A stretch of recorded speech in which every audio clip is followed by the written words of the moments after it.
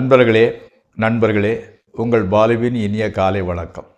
இன்று 30/1/2024, அதாவது தை மாதம் 16ஆம் தேதி செவ்வாய்க்கிழமை. சதுர்த்தி காலை 8:54 வரை, அதற்கு மேல் பஞ்சமி திதி, உத்திர நட்சத்திரம், ராகுகாலம் சாயங்காலம் 3 to 4:30 வரை, யமகண்டம் காலை 9 to 10, நல்ல நேரம் காலை 7:30 to 8, மாலை அடுத்து 10 to 11, ரெண்டும் நல்ல நேரங்கள். உணவு எடுக்க வேண்டியது முள்ளங்கி அல்லது மிளகாய் சட்னி எடுத்துக்கொள்ள நல்லது. போட வேண்டிய கலர் சிவப்பு. இப்பொழுது 12 ராசிகளுக்கு முன்னான பலன்களுக்கு செல்வோம்.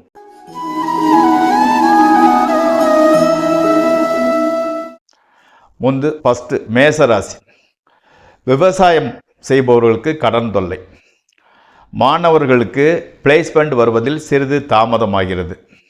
கன்ஸ்ட்ரக்ஷன் செய்து அதாவது வீடோ கம்பெனியோ கட்டுபவர்களுக்கு தேவையில்லாத தடங்கல்கள் பிரச்சனைகள் வந்து கொண்டு இருக்கிறது. ஆனாலும் எப்போவுமே போராடி சாதித்த அனுபவம் பெற்ற உங்களால் அதையும் சமாளித்து விட முடிகிறது. கொஞ்சம் கடன் சுமை அதிகமாகும், ஆனாலும் கட்டுக்குள் இருக்கிறது. அடுத்து ரிஷபராசி. தொண்டையில் சிறிய வலி, சின்ன வலி, அப்பப்போ கொஞ்சம் வீங்கியிருக்கிற மாதிரி இருக்குது, ஏதாவது முழுங்கும்போது வலிக்குது. காதலியை சந்திக்க கொஞ்சம் தூரம் பிரயாணம் பண்ண வேண்டிய சூழலை இருந்துக்கிட்டு இருக்குது. குழந்தைகளின் எதிர்காலத்தின் மீது நம்பிக்கை, தொழில் முன்னேற்றம். கல்யாணமாகாதவர்களுக்கு கல்யாணம் நடப்பதில் சிறிய தடங்கள். முதல்ல ஒரு டேட்டு ஃபிக்ஸ் பண்ணியிருப்பாங்க, அப்புறம் மண்டபம் கிடைக்கல, அது இதுன்னுக்கிறதால ஏதோ ஒரு காரணத்தினால இல்லை விசா கிடைக்கனால கொஞ்சம் தடங்களாகிறது.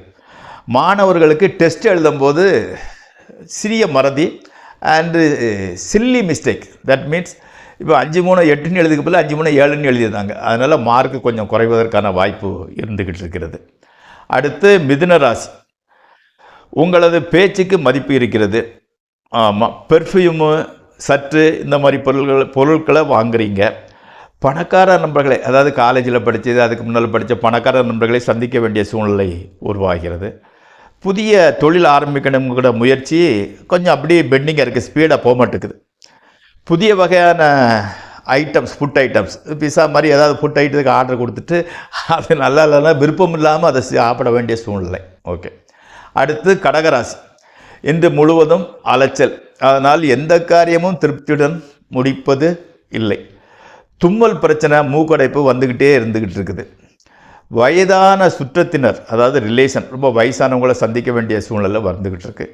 அதன் மூலம் கொஞ்சம் செலவு வந்தால் கூட திருப்தியாக செய்கிறீங்க, மன திருப்தி, அவருக்கு ஏதோ ஹெல்ப் பண்ண அப்படிங்கிறதுனால. இரவு படுக்க போகிறதுக்கு முன்னால் மாமூலாக மெடிடேஷன் பண்ணிக்கிட்டு படுங்க, நல்லதே நடக்கும். ஏன்னா அந்த அஷ்டம சனிங்கிறதுனால உங்களுக்கு கொஞ்சம் அப்பப்போ பிரச்சனை வருது இல்லையா, அதை பண்ணிங்கன்னா அது காம்ப்ரமைஸ் மாதிரி சரியாயிடும். சிம்மராசி. திருமணம் வயது உள்ளவர்களுக்கு வயது வித்தியாசம் அதிகமுள்ள வாழ்க்கை துணை அமையும். இப்போ பெண்களாக இருந்தால் 5 வயசுக்கு மேலே வித்தியாசம் உள்ளவனாக இருக்கலாம், இல்லைன்னா 1 மாதம் 1 வருஷம் சின்னவனாக இருக்கலாம். அந்த மாதிரி வேரியேஷன் உள்ள லைஃப் பார்ட்னர்ஸ் கிடைக்கிறாங்க. வேலைக்காரர்கள், அதாவது வேலை இல்லாதவங்களுக்கு, இந்த ராசியில் பிறந்தவங்களுக்கு வேலை கிடைக்குது. அதே மாதிரி குடும்பத்தில் செலவுகள் ஜாஸ்தி இருந்துக்கிட்டு இருக்குது. ஸ்கின் அலர்ஜி ஏற்படுறதுக்கு வாய்ப்பு இருந்துக்கிட்டு இருக்குது. எல்லாமே நம்ம கண்ட்ரோல் தான் இருந்துக்கிட்டு இருக்குது. துளசி இலை காலையில் வெறும் வயிற்றில் 4-5 இலையை சாப்பிட்டு தண்ணி கொடுங்க, அந்த பிரச்சனைகள் எல்லாம் ஓரளவு கண்ட்ரோலுக்கு வந்துடும். அடுத்து கன்னியாராசி. அப்பாவியான உங்களது முகத்தோட்டம் தான் உங்களுக்கு ப்ளஸ். நீங்கள் யாரும் தப்பு பண்ணால் கூட யாரும் நம்ப மாட்டாங்க. அவன் அப்பாவிட, அவன்லாம் எதுக்கு செய்ய போகிறான் அப்படிங்கிற மாதிரி தான் சொல்லிக்கிட்டு இருப்பாங்க. கணவன் மனைவி சின்ன சின்ன வாக்குவாதம், அது தவிர்க்கக்கூடியது, அது ஒன்றும் பெரிய பிரச்சனை கிடையாது. புதிய வாகனம், வீடு வாங்கிறதுக்கு பணத்தை தயார் செஞ்சு எல்லாம் ரெடியாக இருந்துக்கிட்டு இருக்குது.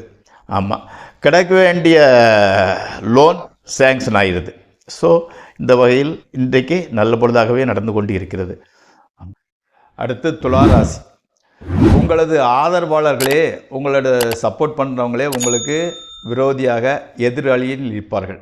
ஆயினும் உங்களை யாரும் ஒன்று செய்துவிட முடியாது. தொழில் ரீதியாக நல்லா தான் போய்கிட்டு இருக்குது. தாய்க்கு மட்டும் கொஞ்சம் உடல் அசதி. ஆமாம், லாபத்தை வேறு ஒரு தொழிலில் இன்வெஸ்ட் பண்ணுறீங்க. ஸோ செயின் மாதிரி இதற்கு அதை அப்படி போட்டுக்கிட்டே போய்கிட்டீங்க. எல்லாம் ஓரளவு நல்லபடியாக தான் நடந்துக்கிட்டு இருக்குது. அடுத்து விருச்சிக ராசி. பெற்றோர்கள் தீர்த்த யாத்திரை செய்ய வாய்ப்பு வருது. பெர்மிஷன் கேட்பாங்க, பணம் கேட்பாங்க, நீங்கள் கொடுத்து உதவுறீங்க. வெளிநாட்டில் மகள் இருந்தால் அவர்கள் மூலம் நல்ல செய்தி வந்து சேரும். ஆமாம். ஹையர் எஜுகேஷன் படிக்கிறவங்களுக்கு நல்ல வாய்ப்பு கிடைக்குது. இம்போர்ட் எக்ஸ்போர்ட் பிஸ்னஸ் இவங்களுக்கு அதிகமான லாபத்தொகை வருகிறது. ஆமாம். அடுத்து வந்து தனுசு ராசி. கன்ஃபியூஷனை ஒழித்துவிட்டு சரியான முடிவெடுப்பீர்கள். அதிர்ஷ்ட தேவதை உங்கள் பக்கம் திரும்பி உங்களை பார்க்க ஆரம்பித்து விட்டாள். ஸோ வந்து மேலதிகாரிகள் கூட உங்களுக்கு சப்போர்ட் இருப்பாங்க. அதனால் வந்து உங்களுக்கு எதை தொட்டாலும் நல்லபடியாக போகுது. ஆண் குழந்தை பிறக்க வாய்ப்பு இருக்கிறது. அடுத்து மகர ராசி. காதல் கைகூடும். திருமணம் ஆகாதவர்களுக்கு திருமணம் நிச்சயமாகும். சுற்றத்தினர் வீட்டுக்கு வர்றாங்க. பெற்றோர்கள் வந்து மகிழ்ச்சியாக இருந்துக்கிட்டு இருக்கிறாங்க. தொழில் அல்லது வியாபாரம் மட்டும் சுமாராக போகுது. அதுக்காக மோசமும் இல்லை, ஓகோனும் இல்லை, சுமாராக போகுது. ஓகே, பரவாயில்லை. அடுத்து கும்பராசி. குழந்தைகள் வாழ்க்கை நன்றாக அமையும். சந்திராஷ்டிரமானதால் மனதில் வந்து காரணம் புரியாத ஒரு கலக்கம் இருக்கும். ஓம் சக்தி கோயிலுக்கு போயிட்டு வாங்க, அது எல்லாம் சரியாயிரும். சாதத்தை குறைத்திக்கிட்டு சப்பாத்தி சாப்பிட்டு, அதாவது வந்து காரணம் இல்லாமல் இல்லை, அந்த ரைஸு சம்மந்தப்பட்டது வந்து சந்திரன் அது கொஞ்சம் வீக்காக இருக்கிறதுனால ரைஸ் ஐட்டங்களை கம்மி பண்ணுறது ரொம்ப நல்லது. ஸ்பெக்குலேஷனில் உங்களுக்கு லாபம் கிடைக்குது. அடுத்து மீன ராசி. இள வயதினர்களுக்கு மனசுக்கு ரொம்ப சந்தோஷமான சூழ்நிலை உருவாகிக்கிட்டு இருக்குது. ஆமாம். அதே மாதிரி வந்து இந்த விளையாட்டு போட்டி அந்த மாதிரி துறைகளில் ஜெயிக்கிறதுக்கு வாய்ப்பு இருந்துக்கிட்டு இருக்குது. தூர தேசங்களுக்கு செல்ல வாய்ப்பு, அதாவது ஃபாரின் கண்ட்ரிஸ்கள் செல்ல வாய்ப்பு இருந்திருக்கு.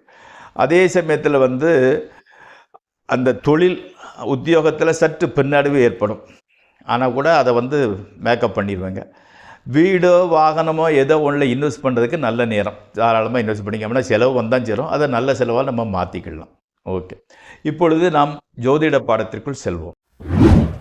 சுறுசுறுப்பு, ஆக்டிவ், வீரம் எல்லாத்துக்குமே காரகன் வந்து அங்காரகன் என்று சொல்லக்கூடிய செவ்வாய் தான். நம்ம புராண கதைகளில் போய் ரொம்ப நாள் ஆச்சு இல்லையா, பழைய புராண கதைகளில் போவோம்.